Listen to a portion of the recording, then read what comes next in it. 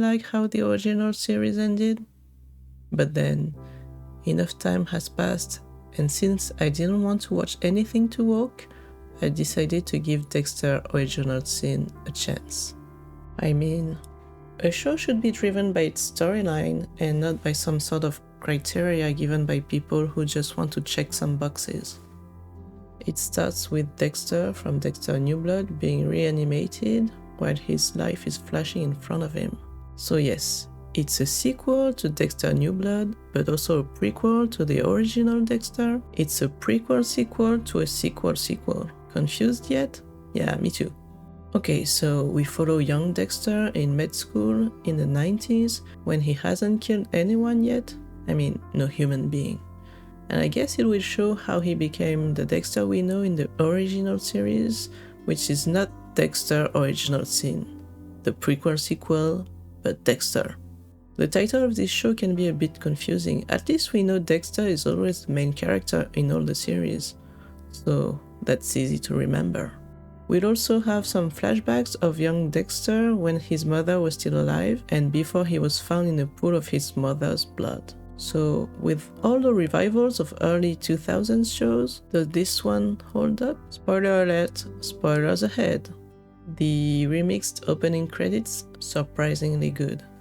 They remade it to look like the one from Dexter, but with Deb and Harry in it.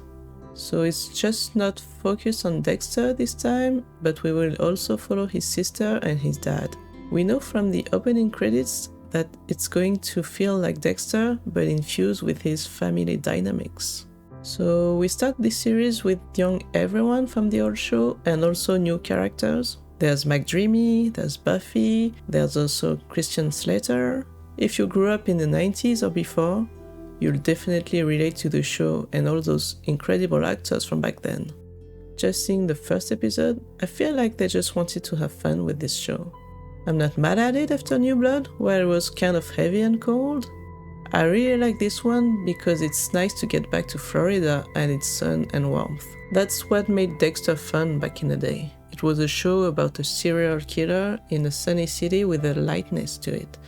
No jump scare or anything too dark, except his humor. We usually see serial killers in the dark, hidden in some kind of basement, but that's not Dexter. How much did they spend on 80s and 90s music? Feels like they crammed every hit into the first episode. Something else that I like is how it's still Michael C. Hall narrating the show. I think his voice is a big part of the appeal of the show. It tells you what's going on in his head, but it also has this soothing effect. I don't know if he has a podcast or something, but he's got the voice for it. Michael C. Hall's narration brings back that classic Dexter feel, especially when he delivers the iconic line, "Tonight's the night." Another thing that feels like the original series is that he met another serial killer by chance, just by bringing his dad to the hospital. It's a Dexter classic move. He just happens to meet tons of serial killers. But it's not all classic Dexter. We also meet sloppy Dexter. His first kill was so sloppy he didn't have his ketamine shots ready. He brought the entire body to the alligators. He didn't cut the body to sink it into the ocean. It's so weird. Dexter has to fight his first few victims because he hasn't discovered ketamine yet. Dexter is not the only good thing about this show. I also like the vibes of it. The actors make the younger characters work. They feel like the older ones, but they are not imitating them. It's like a different show, but still in the Dexter universe. I really like the delivery of this Dexter. He feels like a young Dexter with all his awkwardness, niceness, and this touch of weird serial killer feeling. I think the casting department really did their jobs great because I feel like all the characters truly feel like younger versions of the original ones. And that makes me think that the famous actors like Patrick Dempsey and Sarah Michelle Gellar won't make it to multiple seasons. So they must have a very interesting development. Well, if you got to the end of the first season, you know for at least one of them. La Guerta, Batista, and Masuka are really perfect. How did they manage to get them right? Masuka is just as annoying and cute as the original one. Just a side note. It's weird to see Christian Slater because when the original show was airing, there was still a big divide between being in movies or being on TV. For me, he's the guy from Face Off with John Travolta, and I feel like that would have been a big no-no to be on TV at that time.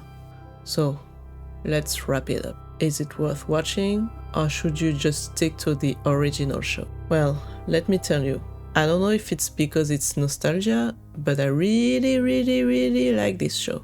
It's pretty fun and entertaining. I usually don't enjoy prequels because you already know the important parts. You know who is still alive at the end of the show, except for the ones that don't appear in the original show. But this show is fun, and since it's told from Dexter's point of view, maybe he'll change some details just for us.